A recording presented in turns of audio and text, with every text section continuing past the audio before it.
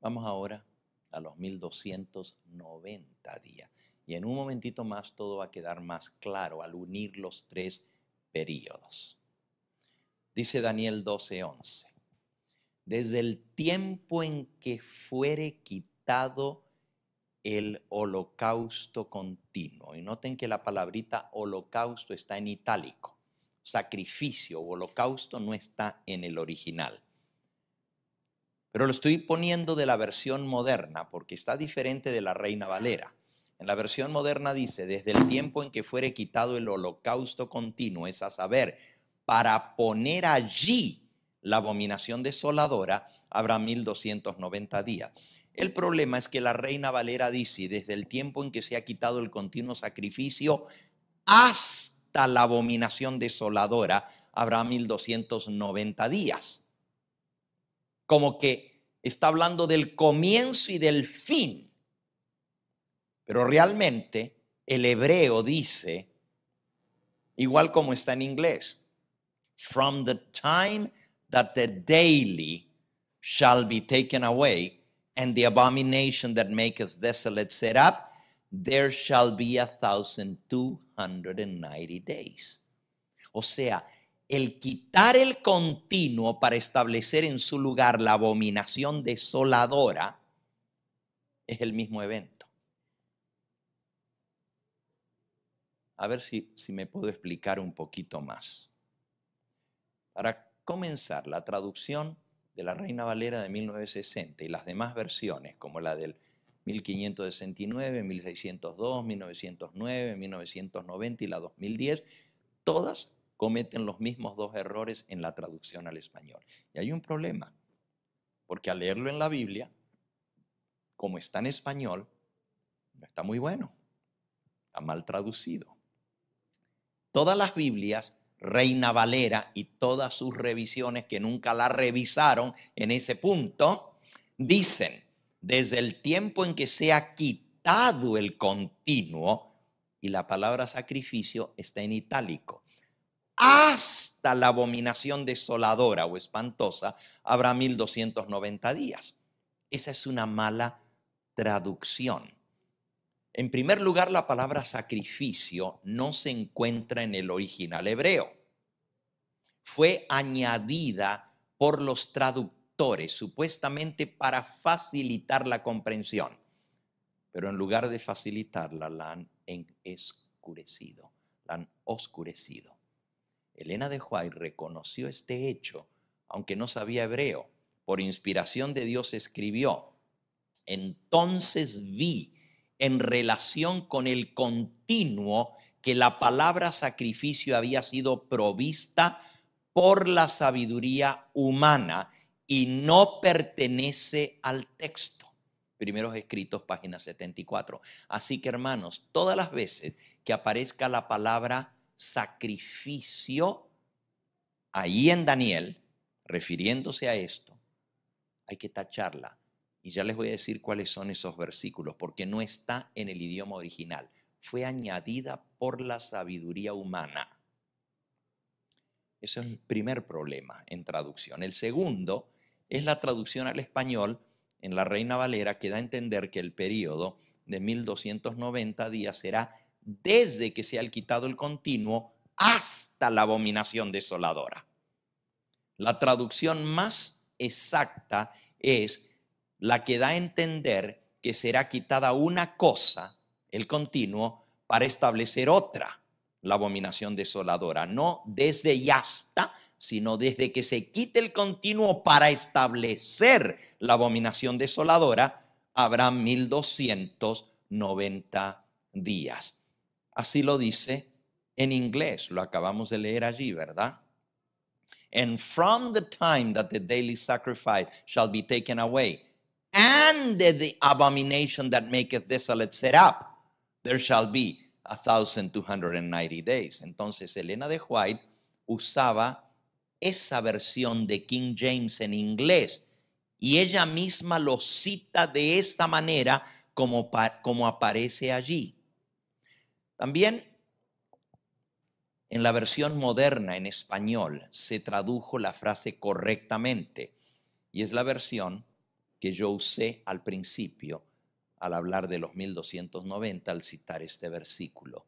No es desde el tiempo en que fuere quitado el continuo hasta la abominación desoladora, sino más bien desde que se ha quitado el continuo y se establezca la abominación desoladora, o desde que se ha quitado el continuo para establecer la abominación desoladora.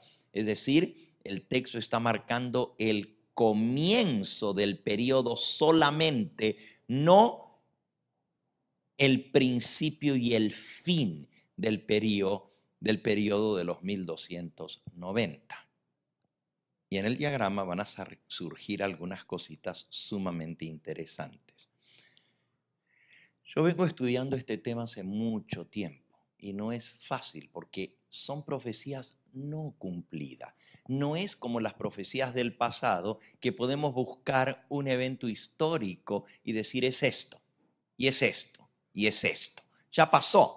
Es muy fácil decir, la profecía se cumplió, pues cuando ya vemos que se cumplió. Pero es mucho más difícil tener que decir cómo se va a cumplir solamente basándose en el pasaje sin tener la historia para corroborarlo. Por eso yo he variado muchas veces en el diagrama. Este es el último que he tratado de dibujar y aplicarlo de esta manera. Los 1335 días comienzan con la ley dominical nacional y 60 días más tarde comienza los 1260 con la ley dominical mundial. Ahora vamos a poder corroborar si este periodo, como está dibujado, y yo tengo 3 dibujos distintos, este es el que estoy usando al momento. Sigo estudiando el tema, pero lo vamos a poder corroborar tan pronto como pasen los primeros 60 días. Se promulga la ley dominical en Estados Unidos. Y si a los 60 días el resto del mundo pasa la ley dominical universal, sabemos que el chart está correcto. Esa es la prueba para comprobarlo. Podría ser que sea a los 30 días o podría ser que sea a los 45 días. Tendríamos que ajustarlo en ese momento. Creo que Dios nos va a dar más luz antes que llegue ese momento para poder especificarlo correctamente. Por ahora, esto es lo que he dibujado. Los 1260 días terminan con la promulgación del decreto de muerte. Y lo hago así porque entonces me da lugar para cada una de las proclamas o el hablar de las entidades políticas o religiosas.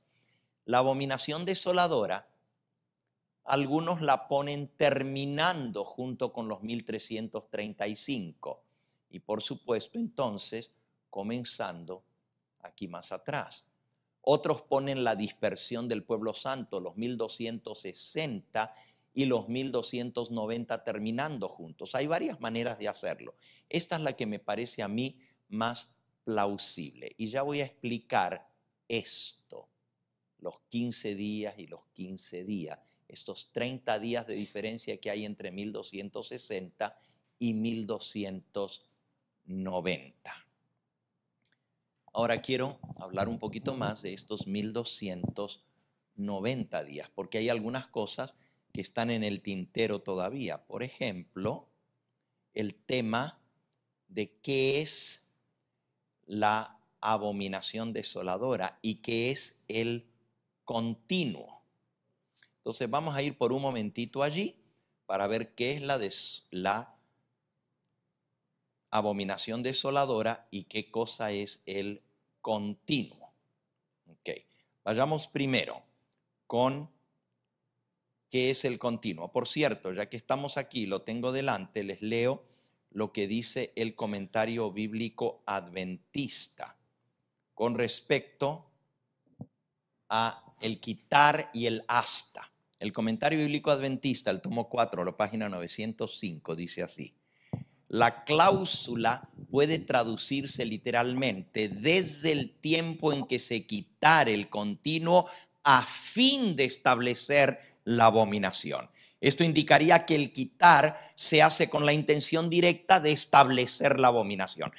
Espero que eso haya quedado claro, ¿verdad? Que la traducción Reina Valera del 60 no lo traduce bien. Por eso hay un problema para la comprensión.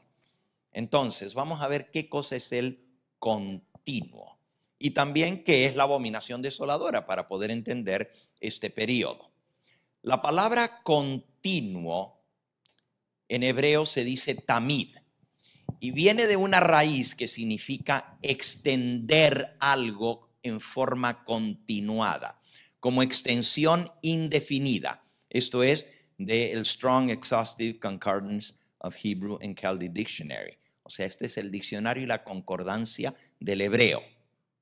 Dice que la palabra significa extender, pero usado como algo que continúa, algo continuado, que se extiende indefinidamente o como algo perpetuo. Ese es el continuo. Recuerden que la palabra sacrificio no está en el original. Elena de White escribió sobre el continuo. Primero vimos lo que ella dijo de la palabra sacrificio, que no estaba en el original. Pero sobre el continuo ella dice lo siguiente: vi que el Señor había dado el sentido correcto a los que proclamaron que había llegado la hora del juicio. Mientras existió la unión antes de 1844, casi todos aceptaban la opinión correcta acerca del continuo. Pero en la confusión reinante desde 1844 se han aceptado otras opiniones y como consecuencia han entrado tinieblas y confusión. Así que también con el problema del continuo hay tinieblas, hay confusión. El diablo todo lo quiere confundir para que no quede claro en la mente. Yo estudié un poquito los escritos de los pioneros y esto es lo que descubrí. El consenso generalizado de los pioneros del movimiento milerita era que el continuo se refería al paganismo, no al continuo sacrificio de Cristo o a su continua mediación en el santuario celestial, como es la opinión generalizada hoy día en la Iglesia Adventista. Como ejemplo de la posición de los pioneros, cito a Urias Smith. Él dice: el continuo era el paganismo. En el libro Daniel y Apocalipsis, un montón de páginas en la edición en inglés. El pastor Haskell, otro de los pioneros, en su libro La historia de Daniel el profeta, en la página 102 escribió: el paganismo es el continuo de Daniel 8:12, es lo que fue quitado. Y esta próxima cita es muy interesante, dice: esta transferencia del paganismo, el paganismo es el imperio romano pagano, al papado, que está representado como una transferencia de poder. Ahora, cuando ellos dicen, por ejemplo, en Daniel 8:12, que el cuerno pequeño quitó el continuo y estableció la abominación desoladora. Cuando estudiamos Daniel 8 y luego cuando estudiamos Daniel 11 en este seminario, vimos que quitar el continuo para establecer la abominación desoladora es quitar el gobierno que estaba en manos del paganismo y transferirlo al catolicismo romano. Ese es quitar el continuo y poner la abominación desoladora. Y es lo mismo que va a suceder ahora en el tiempo del fin. Y vamos a verlo cómo esto va a suceder.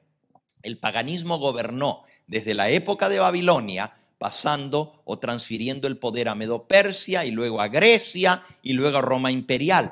Pero el paganismo iba a dar lugar a la transferencia del poder de gobernar al papado, que está representado por la abominación desoladora.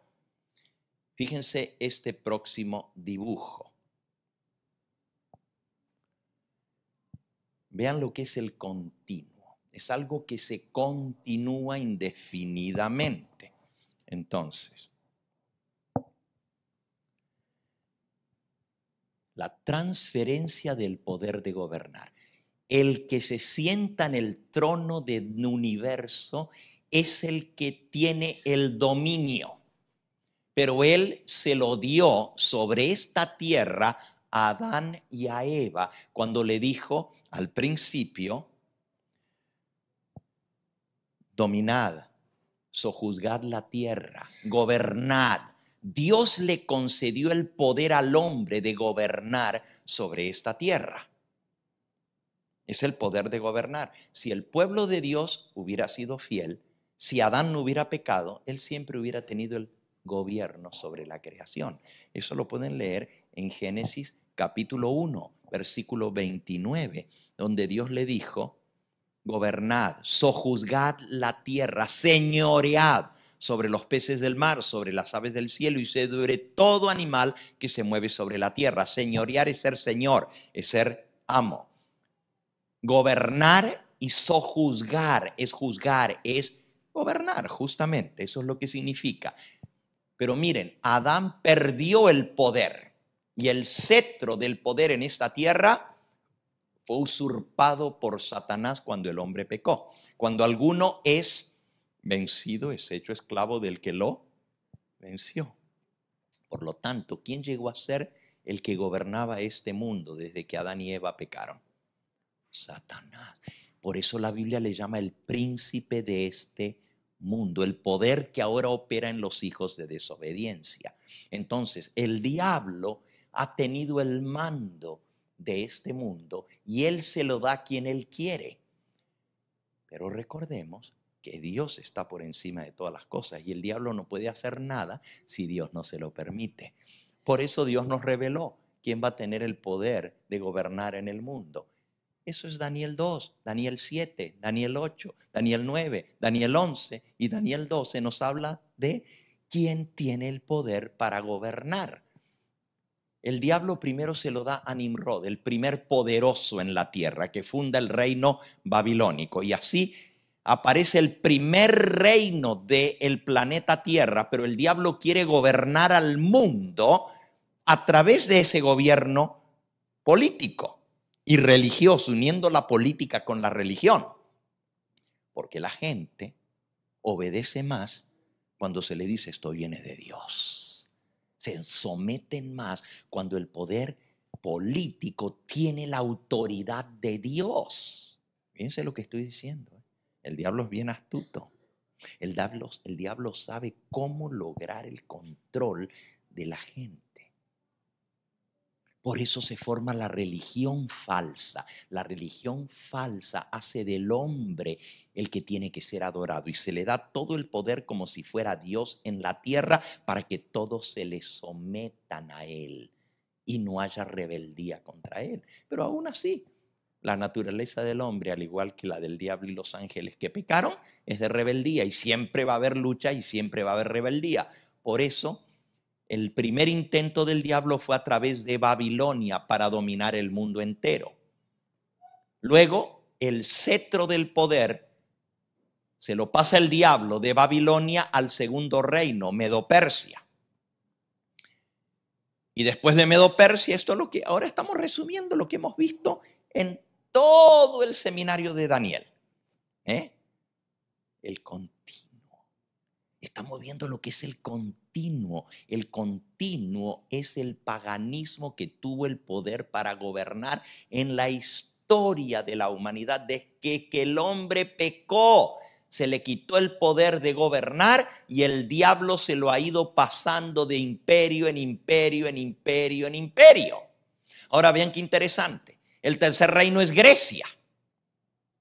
Y ahí se pelean el poder de gobernar entre el rey del norte y el rey del sur en Daniel 11. Y finalmente emerge Roma pagana con los César y emperadores. Aquí tenemos la primera fase de Roma. Recuerden que en Daniel 2, en Daniel 7 y en Daniel 8 solo hay 4 poderes. Oro, plata, bronce, hierro. 4 bestias.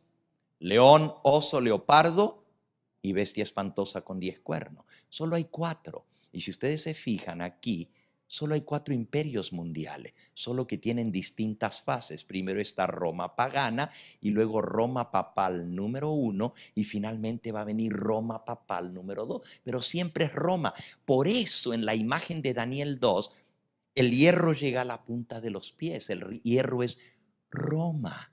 Roma siempre está metido en la política, no suelta la política. Entendamos esto. Es cierto que está mezclado el hierro con el barro. Ya explicamos lo que eso significa. En el caso de la cuarta bestia, en Daniel capítulo 7, la cuarta bestia es Roma, pero el cuerno pequeño le sale de la cabeza de la cuarta bestia y echa abajo 3, pero sigue siendo Roma la que sigue gobernando el resto del mundo hasta la venida de Cristo. El que va a estar sentado en el trono en esta tierra, cuando Cristo aparezca, va a ser Roma. No hay otro imperio que emerge. Dios se lo permite para mostrar el misterio de la iniquidad, para que madure. Cuando una fruta está madura, se cae por sí sola y Dios permite la maldad. Dios permite el gobierno del hombre para que nos hastiemos de esto, de tanta injusticia, de tanta maldad, y que finalmente digamos, es mejor el gobierno de Dios, es mejor seguir la ley de Dios y no la de los hombres, para que aprendamos la lección, aprenderle a obedecer a Dios y a sus mandamientos, porque el hombre pone leyes, pero el hombre las cambia, las quita y las hace a su conveniencia. Por eso necesitamos aprender a depender de Dios y no del hombre, a confiar en Dios y obedecer a Dios y no al hombre. ¿Ok? Entonces, aquí estamos en Roma pagana. De Roma pagana el poder se pasa a Roma papal. Ah, pero viene algo. ¿Quién le quita el poder a Roma papal? Napoleón Bonaparte le quitó el cetro de toda Europa. Se lo quitó. Ahora vean, el comunismo ateo representado por lo que pasa en Francia y la Revolución Francesa, y de ahí en adelante comienzan las repúblicas, y hoy en día no hay un poder mundial que gobierna el mundo entero. Ese poder se dividió. Por eso el hierro y el barro, el reino será dividido. Después de Roma papal, el reino se divide entre las naciones del mundo. Comenzando con Napoleón Bonaparte, ¿qué hizo? Le quitó al Papa los estados pontificios y declaró la República Italiana. Y dijo, ahora ustedes se van a gobernar. El Papa no los va a gobernar más. Y lo mismo hizo con las demás naciones del mundo. Y hoy en día el mundo entero tiene el poder en las manos individuales de sus líderes de cada nación. Están representados por los 10 cuernos, la división.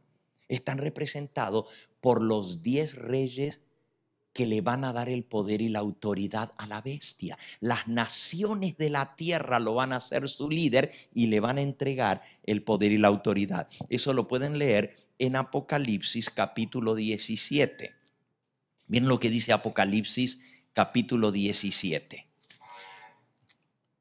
Los 10 cuernos representan, versículo 12, los 10 cuernos que has visto son 10 reyes que aún no han recibido reino, pero por una hora recibirán autoridad como reyes juntamente con la bestia. Esos tienen un mismo propósito y entregarán su poder y su autoridad a la bestia para que la bestia pueda volver a tener otra vez, esta vez el gobierno mundial. ¿Quién le va a ceder el cetro? ¿Quién? Bueno, México tiene un presidente, ¿verdad? ¿Ustedes creen que si viene un poder extranjero de México, por ejemplo, Japón o la Filipina, le dice, de aquí en adelante los que vamos a gobernar en México somos los japoneses? No, ¿verdad? Siempre no, porque México tiene hegemonía, es una nación con derecho a autogobernarse. ¿Ustedes creen que si viene alguien a Argentina y le dice, de aquí en adelante tú no gobiernas más, la nación argentina, ahora nosotros vamos a gobernar? Eso no puede ser así. Las naciones tienen el cetro, cada una de ellas. ¿Ok? Entonces, ¿cómo es que el papado va a llegar a ser otra vez el que gobierne el mundo entero? Las naciones del mundo se lo tienen que ceder. la imagen de la bestia, la unión de la política con la religión, van a entregar su poder. Estados Unidos, como parte de los 10 reyes de la tierra, van a entregar su poder y su autoridad a la bestia, y así el cetro va a pasar al último que va a gobernar al mundo. El octavo es de los 7 y va a perdición, Apocalipsis 17. Entonces el poder se ha pasado del primer reino, Babilonia, al segundo, Medo-Persia, al tercero, Grecia, cuarto, Roma pagana, quinto, Roma papal, sexto, la bestia que sube del abismo, Francia, y la Revolución Francesa que trae, bueno, ustedes saben cuál es el resultado de la Revolución Francesa, ¿verdad? La liberación de todas las naciones. Comenzó en Francia con la Revolución Francesa, libertándose del papado, pero ¿qué siguió? Siguió en América. Se liberta Argentina, se liberta Chile, se liberta Perú, se liberta Colombia, se liberta México, se liberta Centroamérica, se liberta Estados Unidos en 1776.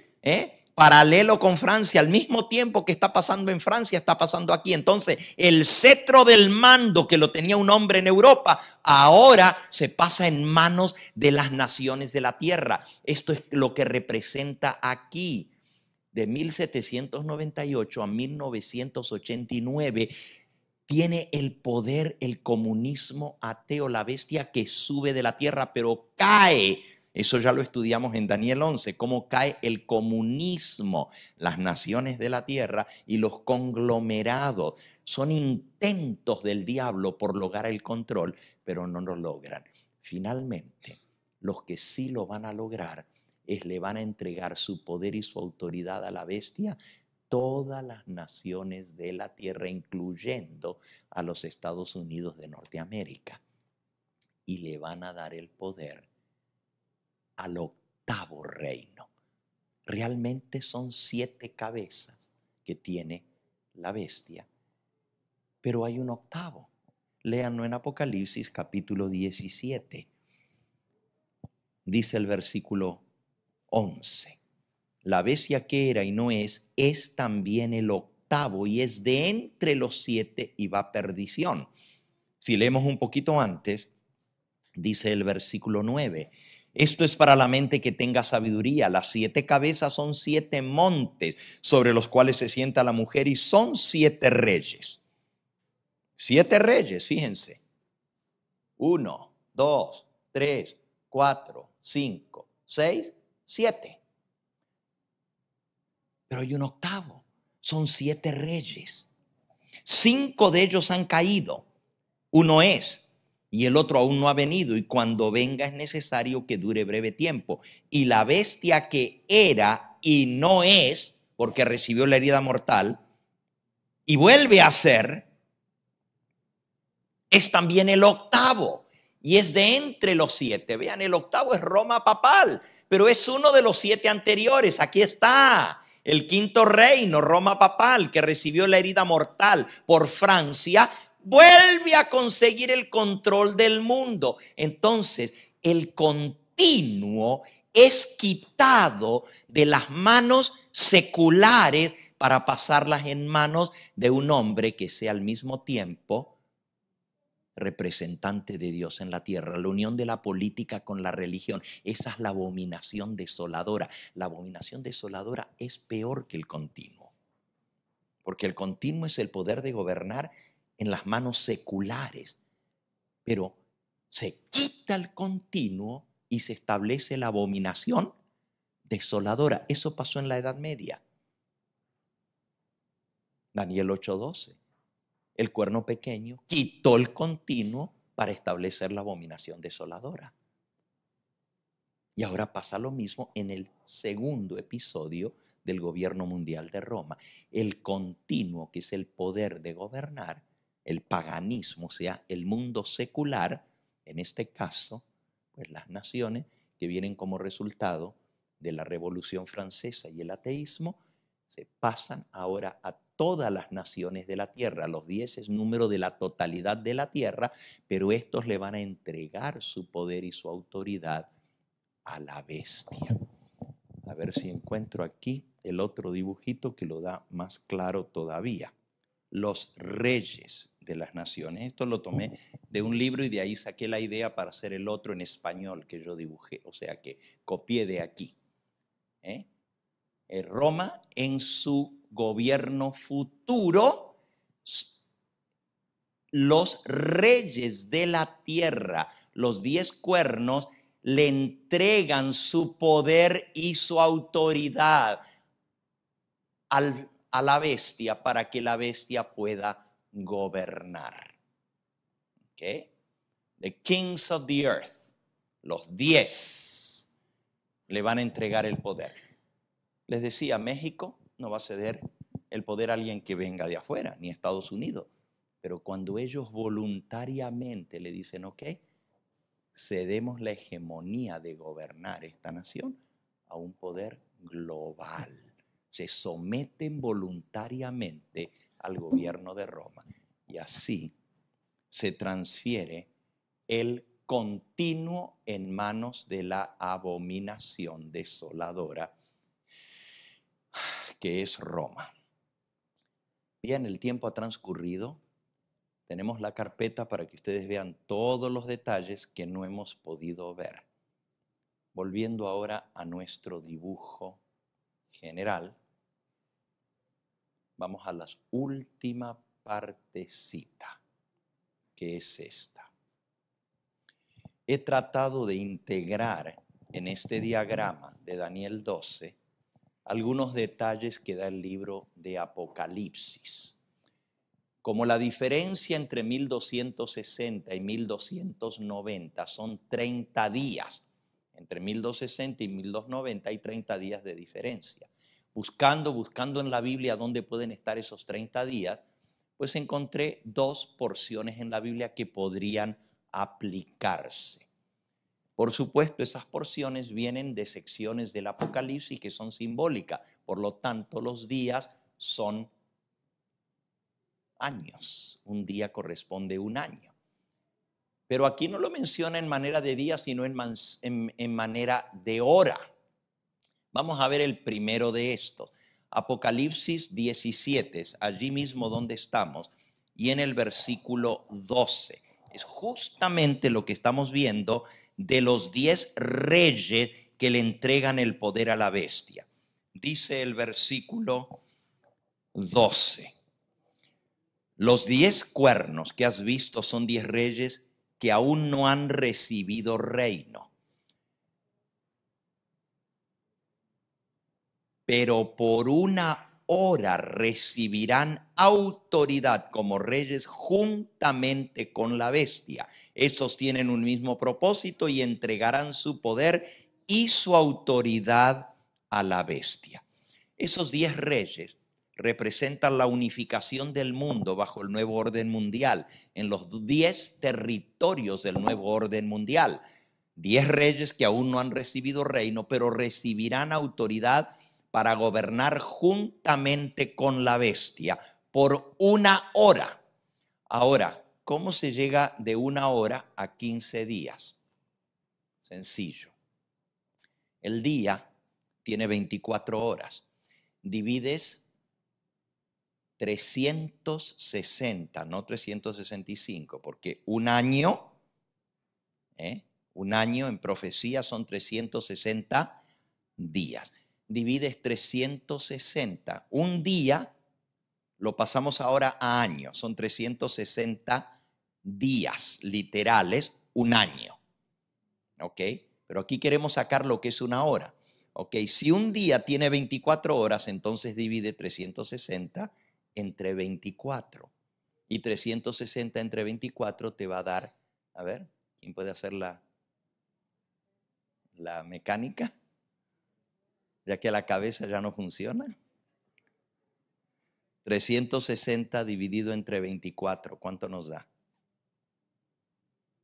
15. Ahí está. Una hora serían 15 días. ¿Ven de dónde vienen los 15 días allí? Porque si los reyes de la tierra van a recibir el poder junto con la bestia para gobernar, no les va a durar mucho el gobierno del mundo.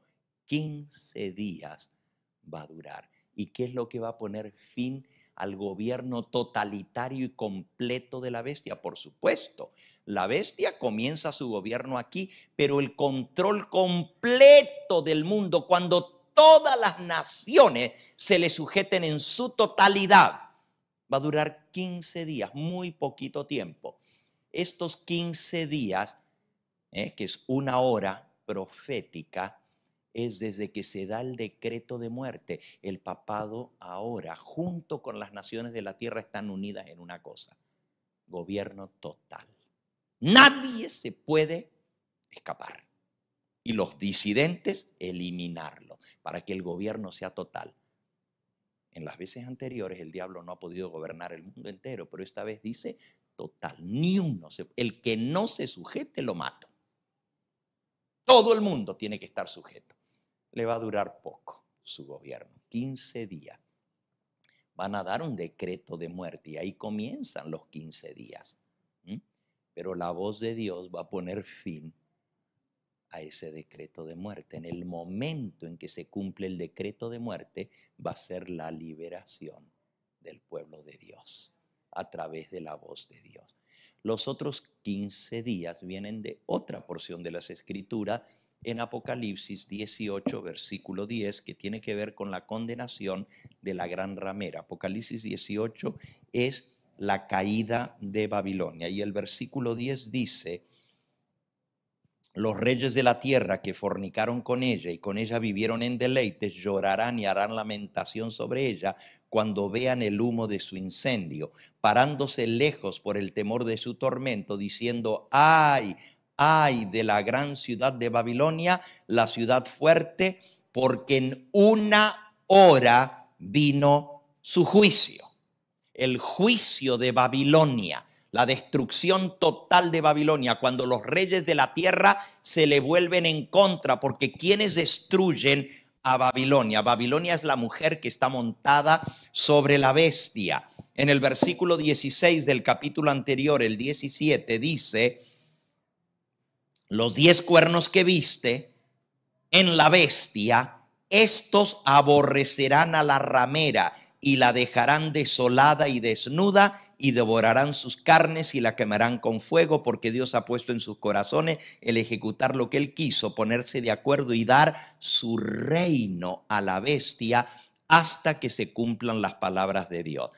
15 días le dan su reino, pero cuando ven que están luchando contra Dios, porque se puso el decreto de muerte, y ese decreto de muerte, en la noche que van a matar a todos los disidentes, sale el sol en todo su esplendor, se oye la voz de Dios, todos se dan cuenta que están luchando contra Dios, y ahora se vuelven en contra de los que los engañaron. ¿Y quién los engañó? La bestia, la mujer, la iglesia falsa. La bestia es el poder. Realmente la mujer es la parte religiosa, es la iglesia que usó su influencia política para lograr el control del mundo. Ahora todos se dan cuenta de lo que querían. Se le vuelven en contra los reyes de la tierra y la destruyen. Y esa es la caída de Babilonia, que dura una hora. En una hora fue su caída, en una hora fue su destrucción. Y por supuesto, pues esto tiene que ver con las voces de condenación que se escuchan desde el cielo. Y también el periodo termina con las voces de condenación. Aquí, como no me entró, lo puse aquí a la mitad, pero realmente es al final de esto, las voces de condenación. Una voz también termina el periodo. Una voz la inicia, la voz del decreto de la ley mundial, y una voz la termina. Esta también, una voz la indica el comienzo, y un decreto de muerte lo termina. Y esta también, un decreto nacional en los Estados Unidos, una promulgación legal, establece el periodo y lo termina la voz de Dios anunciando la liberación. ¿Ok? La ley dominical es el gatillo que dispara los eventos finales. Con la ley dominical comienza el juicio de los vivos. Inicia el pequeño tiempo de angustia previo. Se derrama la lluvia tardía. No tenemos fecha para eso. El sello de Dios se coloca en la frente, no se puede colocar antes de que la ley dominical no esté en vigencia. Ni tampoco la marca de la bestia se puede colocar. Tiene que haber una ley haciendo del domingo el día de reposo. Y de igual manera, los que venzan esa prueba tan grande, no guardando ni aceptando el domingo, van a recibir el sello de Dios en su frente, el sello escatológico. Los 144,000 son sellados y dan el fuerte pregón de Apocalipsis 18, el cuarto ángel. Son los 144,000 los que proclaman ese mensaje, desenmascaran, dicen: todo esto es un engaño, todo esto es una mentira, todo esto no le crean, no acepten el domingo. El papado es la bestia y va a caer y van a anunciar los eventos que van a venir. Todo esto va a ser parte de lo que los 144,000 van a proclamar para de esa manera alertar y dar el fuerte pregón al mundo. La tierra se llena de la gloria de Dios por el conocimiento de la verdad. El pueblo de Dios ya no va a vivir en las ciudades. ¿Cómo van a ser alertadas las ciudades? Desde los que vengan de afuera a dar el fuerte pregón. Elena de White lo explica. No serán amonestadas las ciudades, sí, pero no por el pueblo que viva en ella. Van a venir de afuera porque van a obedecer el mandato de Dios. La ley dominical en los Estados Unidos es la señal para abandonar las ciudades a hogares retraídos. Joyas de los Testimonios, tomo 2, páginas 151 y 166. Pero aquí se va a dar el fuerte pregón. Los 144,000 van a ser llevados de un lugar a otro por Dios mismo. Van a ser trasladados como eran trasladados en el caso de Felipe. Bautizó al etíope y el Espíritu se lo llevó y apareció en otro lugar. Los 144,000. Cuando los traten de agarrar, no les van a poder echar mano, sino que van a ser llevados por Dios mismo y su vida va a ser protegida. Ahora, esto no nos da, estos periodos proféticos, no nos da fecha para el juicio de los vivos cuando termina. No nos da fecha para la salida de Jesús del lugar santísimo, o sea, el cierre de la gracia. No nos da fecha para el inicio del gran tiempo de angustia cuando se cierra el tiempo de gracia. No nos da fecha para el comienzo de las 7 plagas postreras, ¿ok? Ni tampoco nos da fecha para el inicio de Jesús a la tierra. Todo esto sucede en un momento que nadie sabe. Así que esto no pone fecha. Los períodos proféticos de Daniel, que se extienden hasta la víspera misma de la gran consumación, la segunda venida de Cristo, arrojan un caudal de luz sobre los eventos que sucederán entonces, pero no establecen fecha para la venida de Cristo Jesús. Cuando se da el decreto de muerte, el pueblo de Dios va a huir a los montes, a esconderse en lugar. Y para ese tiempo no hay que hacer provisión de nada. Escúchenlo bien. No vamos a andar cargando cosas allá al monte donde nos vamos a esconder. El Señor va a proveer la comida para nosotros. Los ángeles de Dios nos van a traer en esos 15 días el alimento. Este periodo anterior de la dispersión del pueblo santo, sí, vamos a vivir en lugares donde tengamos que comer, pero no dependiendo de las tiendas, porque no vamos a poder comprar ni vender. Vean, desde aquí para adelante vamos a tener que subsistir. Por eso la mensajera del Señor dice que el que tenga un pedazo de tierra y que tenga agua van a ser como reyes y reinas, porque van a poder comer de lo que siembren allí. No vamos a poder comprar ni vender. Por cierto, hay 4 etapas de la ley dominical. No voy a hablar de eso, eso está en su carpeta también, las 4 etapas de la ley dominical. ¿Ok? Hay mucho más que podríamos decir. Este es mi humilde intento de poder hacer concordar estos periodos a la información que he leído de la Biblia y del espíritu de profecía. Ahora, quiero terminar diciéndoles por qué Dios nos da esta información para el tiempo del fin. Y para esto, les voy a contar una parábola. ¿Sí entienden lo que es una parábola? Una parábola no necesariamente es una historia real. Una parábola es simplemente una historia que puede ser ficticia, no necesariamente real. Pero se las voy a relatar para que ustedes puedan ver por qué Dios en su misericordia nos da toda esta información para este tiempo del fin de las cosas que van a suceder. Los periodos proféticos de Daniel no son simplemente información para satisfacer la curiosidad sobre lo que sucederá en el tiempo de angustia. Dios no lo da para eso. No son cosas de poco monto que no impactan la vida del pueblo de Dios. Son cosas muy, pero muy importantes. ¿Por qué? Porque tienen que ver con eventos que van a afectar al pueblo de Dios donde quiera que se encuentre en el planeta Tierra. Entonces, Dios lo da para que hagamos la preparación necesaria. Anuncian eventos proféticos que están en el libro de Apocalipsis, relacionados con el tiempo de angustia y la liberación final del pueblo de Dios.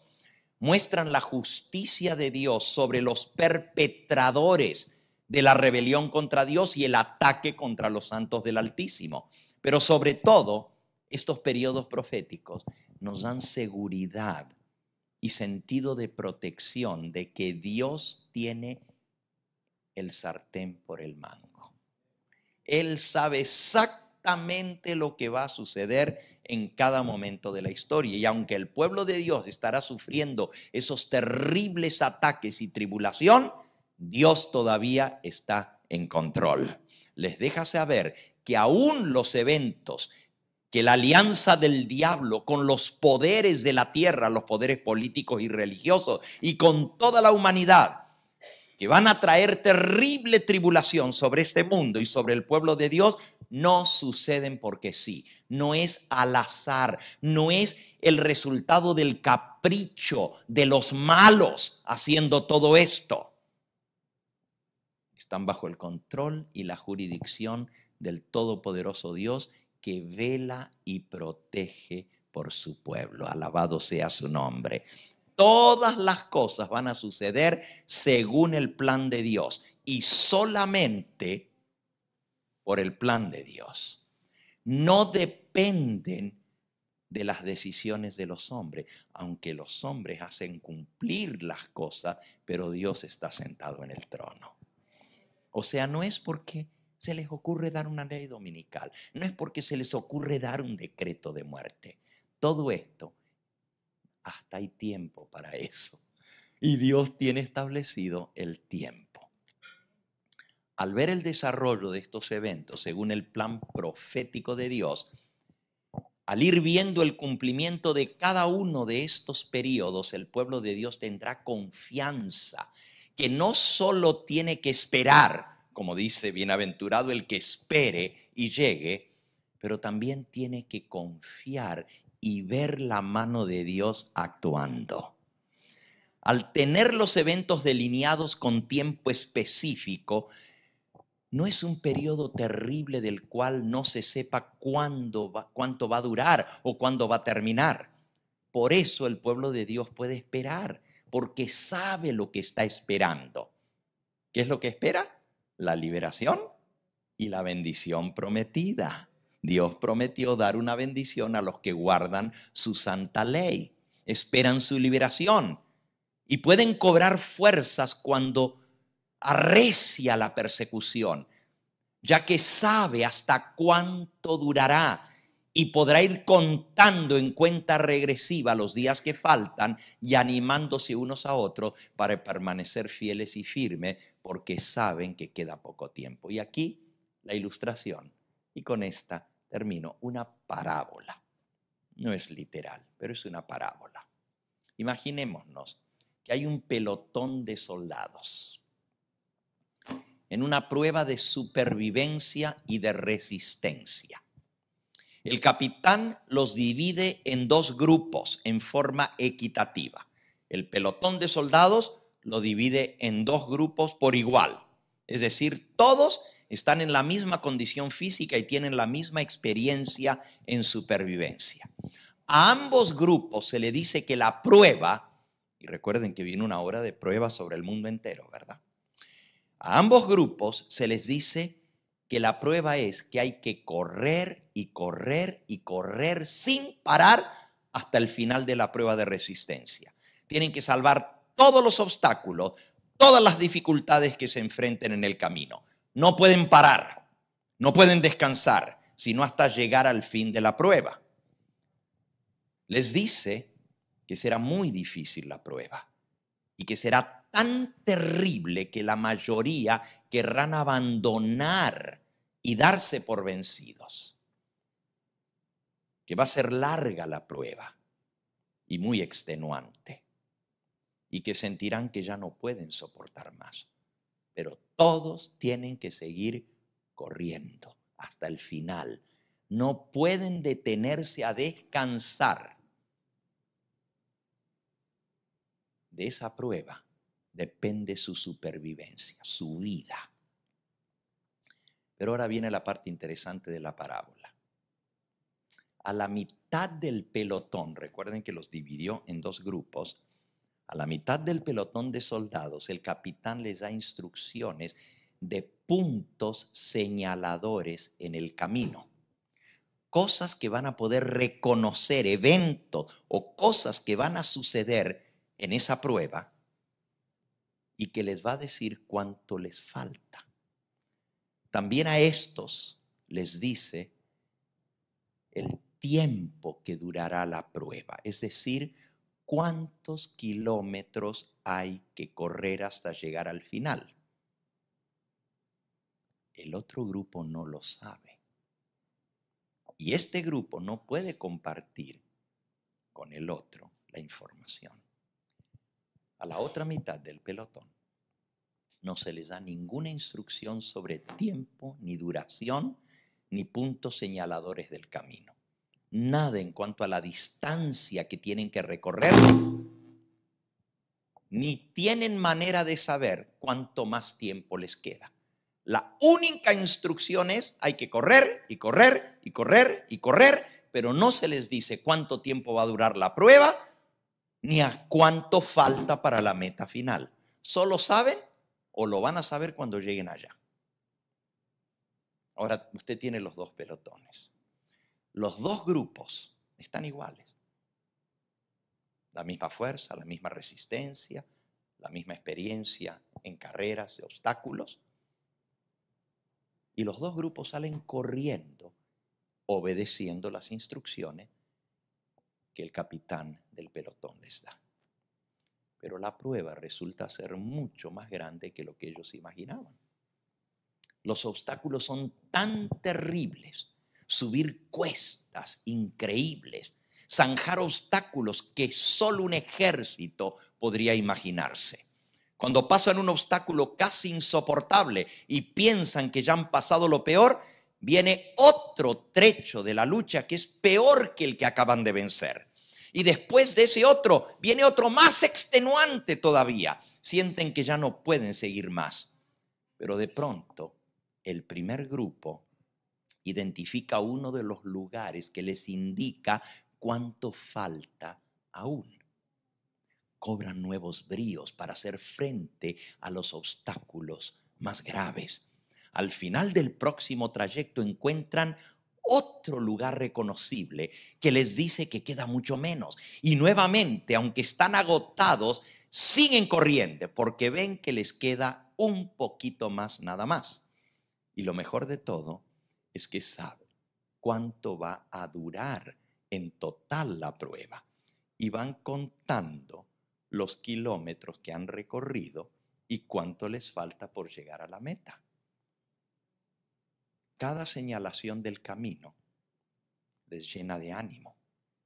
Y aunque están extenuados, ya no pueden casi seguir, se dicen unos a otros: ya casi llegamos, ya casi llegamos. Solo faltan 2 kilómetros más, solo falta 1 kilómetro más. No se desanimen, ya queda medio kilómetro. Esos son los que saben cuánto falta. Los otros no saben, solo se les dijo hay que correr. Ahora sí, al final viene lo peor. Pero les queda tan poco que deciden hacer un último esfuerzo, porque saben que lo que les queda no es sino una distancia muy cortita, un poquito más y llegamos. Y finalmente llega la prueba final, el decreto de muerte. ¿Okay? Subir, en este caso en la ilustración, en la parábola, un paredón gigantesco, sin escalones a donde apoyar los pies. Pero se ayudan unos a los otros, pues saben por la distancia recorrida que al otro lado del paredón tiene que estar la meta. Se ayudan unos a otros. Están cansados, agotados, pero hacen una escalera humana. Se suben unos arriba de otros para ir cruzando la pared. Se cuelgan los unos de los otros para hacer la cadena humana. Y los últimos que estaban abajo y los otros se subieron arriba de esos para cruzar el paredón. Ahora desde el paredón se cuelgan los demás y les dan las manos para ir subiendo y hacen una cadena humana porque la pared es gigantesca y uno va subiendo al otro y al otro hasta finalmente zanjar la última prueba. Y al caer del otro lado del paredón, llegan a la meta. El otro grupo, la otra parte del pelotón, que no tenían ni la menor idea de cuánto faltaba, ni cuánto es el total de lo que tienen que recorrer, ni cuánto tienen que soportar, se van dando por vencidos por el camino, unos antes, otros después, pero ni uno llega a la meta final, pues no tienen manera de saber qué tan cerca están del final del recorrido, que un esfuercito más los pondría a salvo. El recorrido fue el mismo para los dos grupos y el estado físico de ambos similar. Lo que hizo la diferencia fue el estado anímico del grupo que tenía la información de lo que demoraría el trayecto y los puntos sobresalientes que les indicaban la cercanía de la meta final, y que pudieron llevar el cómputo del trayecto recorrido y saber cuánto más les faltaba. ¿Entienden la parábola? Es sencilla. Si nosotros podemos ir contando y ver cuánto falta, y cuando llegamos a la prueba final, nomás va a ser 15 días, solo hay que soportar un poquito más. Unos van a estar en cárceles, otros en escondrijos, otros van a estar en lugares horribles, encadenados. Va a ser terrible la prueba. Pero el propósito de Dios al darnos el diagrama del tiempo de angustia es para fortalecer nuestra confianza en Dios, que Él tiene control de todo lo que sucede. Y al saber cuánto más podemos esperar y llegar, podremos ir contando los días, tal como lo dice Daniel 12:12. Bienaventurado el que espere y llegue a 1335 días. No podemos esperar y llegar si no sabemos lo que estamos esperando y cuándo llegaremos. Y al ver el cumplimiento de las fechas señaladoras, la ley dominical nacional, la ley dominical universal, la fecha del decreto de muerte, la fecha de la liberación, la voz de Dios, y ver que todo se va cumpliendo de acuerdo al plan de Dios, cobramos ánimo, cobramos esperanza para esperar un poquito más y finalmente llegar. Bienaventurado el que espere y llegue, dice la profecía. Qué misericordioso y maravilloso es nuestro Dios, que nos ha dado estos periodos proféticos para el tiempo de angustia, que no nos ha dejado a tientas. En el periodo más terrible y espantoso y azaroso de toda la historia de la humanidad. Un tiempo cual nunca fue desde que hubo gente ni lo habrá después de eso. Y hay una bienaventuranza para el que espere y llegue. Hermanos, no nos perdamos la bendición prometida por no prestar atención a la advertencia. Anhelo que esto que hemos estudiado juntos, no solo el día de ayer y de hoy, pero en todo el seminario profético del libro de Daniel, no haya sido solamente información para ti, sino transformación, para que nos ayude a lograr la victoria, de poder recibir el sello de Dios que será colocado solamente sobre aquellos que venzan en todo punto. Hay una lucha, y la lucha principal no es contra el diablo, no contra el papado, ni contra el protestantismo apóstata. La lucha más grande es contra nosotros mismos. Poder salir vencedores de todo defecto por la gracia de Cristo, para un día poder recibir el sello de aprobación de Dios, poder recibir la señal de que somos sus hijos para siempre, reflejar el carácter de Cristo y así lograr la victoria sobre la bestia, sobre su imagen, sobre su marca y sobre el número de su nombre. Anhelo de todo corazón que este estudio, que para este servidor todavía es un estudio. Yo no soy dogmático en estas cosas. No puedo serlo, porque en profecía que aún no se ha cumplido no podemos ser dogmáticos. Dios nos los da y hay que estudiarlo, porque si Él lo reveló, pues es para nosotros. Pero tenemos que estudiar, tenemos que quemarnos las pestañas. Pero yo anhelo que este estudio nos pueda animar a profundizar más en la palabra de Dios. Y también esto trae un costo, ¿verdad? El traer nueva interpretación a la profecía, pues nos cuesta algo. Nos cuesta el ataque del enemigo y nos cuesta el oprobio de los que creen diferente a nosotros. Y en el caso de este servidor, como les contaba anoche, no ha sido fácil, ¿verdad? Pero tengo un Dios que vela por mí. Y el estudiar el libro de Daniel me ha mostrado cuán cercano está ese Dios para con nosotros, que podemos confiar en Él, que Él tiene el futuro en sus manos y también el futuro de nuestra vida. Y si una cosa he aprendido es saber cómo Dios siempre interviene para librar a su pueblo. Lo hizo con Daniel y sus compañeros en la corte de Babilonia. Lo hizo con los 3 amigos de Daniel en el horno de fuego.